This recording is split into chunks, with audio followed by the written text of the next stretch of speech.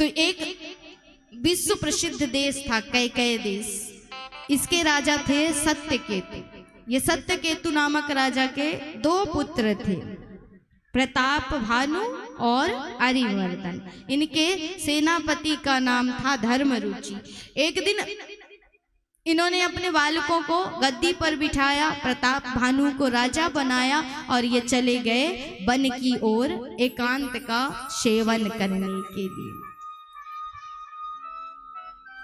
अब जब प्रताप भानु राजा बन गए तो इनका राज बड़ा अच्छा चल रहा था महाराज। और इस पृथ्वी के अकेले राजा ऐसे थे जिन्होंने समस्त राज्यों को जीत लिया, समस्त राजाओं को अपने वश में कर लिया था। इसलिए अन्यत्र राजा इनसे ईर्ष्या भी करते थे। और उसके परिणाम स्वरूप हुआ ये कि एक दिन ये गए शिकार के लिए। और शिकार के लिए जब ये गए तो इनके सामने एक सुअर आया, इन्हें मारने लगा। उसे मारने के लिए उसका पीछा करने लगे, दौड़ने लगे महाराज। वो सुअर इन्हें लेकर के गया, वो उसका नाम था कालकेतु। इन्हें अपने पीछे पीछे दौड़ाने लगा। और जब राज्य की सीमाओं से ये बाहर निकल गए तो उस सुअर कालकेतु ने इन्हें मार्ग से भटका दिया। और ये राजा भटक गए कहाँ? विंध्याचल के जंगलों में महाराज। वो कालकेतु तो गायब हो गया, लेकिन राजा मार्ग भटक चुके थे, अब लौट करके नहीं जा सकते थे। इसलिए सामने इन्हें एक आश्रम दिखाई दिया। बड़ी जोर की प्यास लगी थी, अपने घोड़े को भी लेकर के वहीं गए, जल का पान किया। उसी आश्रम में एक मुनि रहते थे, नाम है कपट मुनि।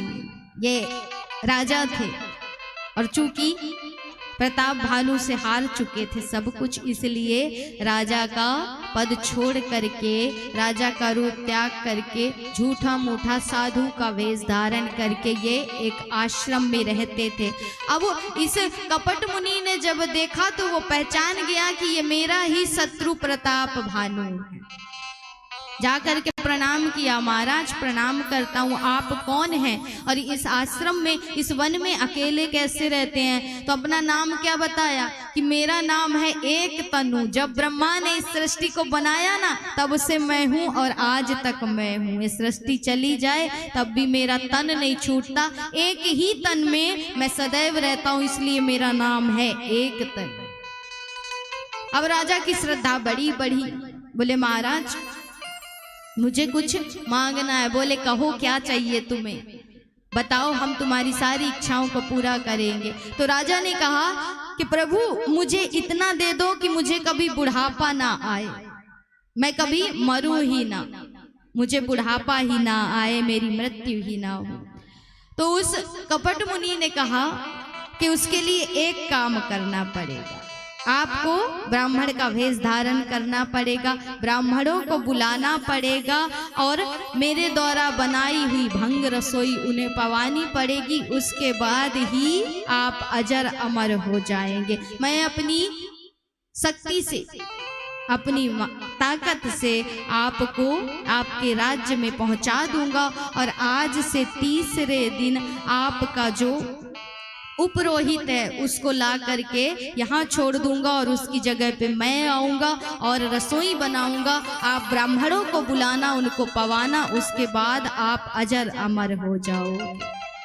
रात में सोए हुए राजा को उसने उनके राज्य में पहुंचा दिया। अब राजा की जब निद्रा खुली सुबह तो उनकी श्रद्धा और बढ़ गई कि संत तो वास्तविक है, महाराज देखो कैसी शक्ति, अपनी शक्ति से मुझे यहाँ पहुंचा दिया। तो राजा की श्रद्धा और बढ़ गई। तीसरे दिन का इंतजार करने लगे, ब्राह्मणों को आमंत्रित किया। अब तृतीय दिवस हुआ तो वही उपरोहित को ले जा करके वही कपट मुनि आया और उसने क्या किया कि मांस का मिश्रण करके रसोई बना दी और ब्राह्मणों को परोसने के लिए राजा को भेज दिया। जैसे ही वो भोजन परोसा गया, ब्राह्मण पाने के लिए बैठे तो महाराज आकाशवाणी हुई कि यदि ये भोजन आप खाओगे तो आपका धर्म भ्रष्ट हो जाएगा, इसलिए हे विप्र देवताओं उठो और उठ करके अपने अपने धाम की ओर जाओ। ब्राह्मणों को बड़ा क्रोध आया कि राजा ने आमंत्रित किया और ऐसी धृष्टता की, इसलिए क्रोध में आकर के कहा कि 1 वर्ष के अंदर तुम्हारे समस्त साम्राज्य का विनाश हो जाएगा, तुम्हारा सर्वनाश हो जाएगा और तुम्हें राक्षस कुल में जन्म लेना पड़ेगा। पुनः आकाशवाणी हुई कि महाराज, इसमें प्रताप भानु का कोई दोष नहीं था, आपने क्या कर दिया। लेकिन अब निकली हुई बात वापस कैसे आए। तो हुआ यही कि अन्यत्र राजाओं ने आक्रमण कर दिया और प्रताप भानु का साम्राज्य, उनका राज्य 1 वर्ष में पूर्ण रूप से समाप्त हो गया। और जैसे ही वो सब कुछ समाप्त हुआ महाराज, तो वही प्रताप भानु अगले जन्म में रावण बने, उन्हीं का भाई कुंभकर्ण बना और उन्हीं का जो मंत्री था धर्मरुचि, वही विभीषण बन करके त्रेता युग में आए। तीनों का अवतार हुआ, जन्म हुआ, तपस्या की, ब्रह्मा जी को प्रसन्न किया, वरदान मांगे, ब्रह्मा जी ने प्रसन्न होकर के दर्शन दिया, तब उनसे वरदान मांगा। रावण ने मांगा कि मुझे मनुष्य और वानरों के अलावा कोई भी मार ना सके। भगवान ने वरदान दे दिया, ब्रह्मा जी ने वरदान दे दिया। ब्रह्मा जी ने सोचा कि कुंभकर्ण इसका जगना उचित नहीं है, इसलिए वैष्णवी माया को उसकी बुद्धि में प्रवेश करा दिया। तो उसने मांग लिया कि प्रभु मैं सोता ही रहूं, इसलिए 6 महीने सोता है, 1 दिन जगता है, क्योंकि इसका जगना ठीक नहीं है, ये सोता ही रहे तो ही ज्यादा अच्छा है। क्योंकि कुंभकर्ण अहंकार का प्रतीक है और अहंकार को बढ़ाना नहीं चाहिए, उसे जगाना नहीं चाहिए, उसे समाप्त करना चाहिए धीरे धीरे। विभीषण ने भगवान की भक्ति का वरदान मांगा, उसे भी प्रदान किया। रावण को एक मैं दानव नाम का राक्षस मिला, जिसने समुद्र के बीच में एक स्वर्ण की लंका नगरी बसाई हुई थी। रावण ने उसे जीत लिया, उस लंका पर अपना साम्राज्य बना लिया। समस्त प्रजा में ऐलान कर दिया कि अब कोई यज्ञ नहीं होंगे, कोई धर्म का कार्य नहीं होगा, कोई माता पिता की आज्ञा नहीं मानेगा, जो हम कहेंगे वही होगा, हमारा ही साम्राज्य होगा इस संसार में।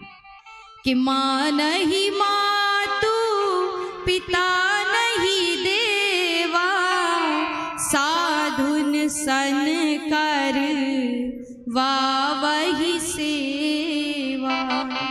तो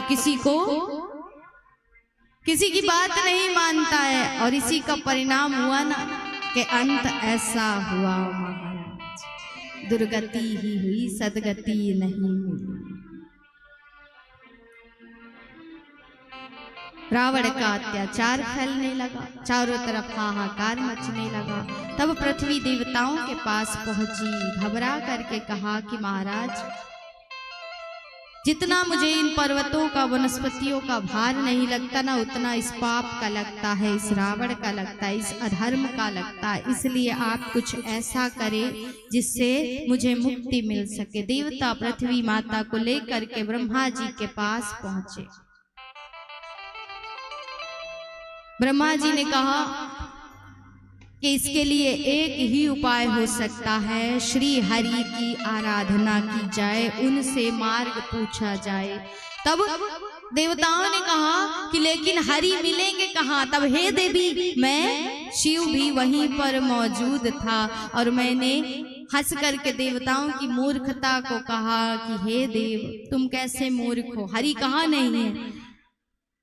हरि व्यापक सर्वत्र समाना, प्रेम ते प्रगट होई मैं जान। तो हरि तो हर जगह है, यहाँ भी मौजूद है, इसलिए कहीं भी पुकारो, वो प्रेम से पुकारोगे तो वो जरूर आए।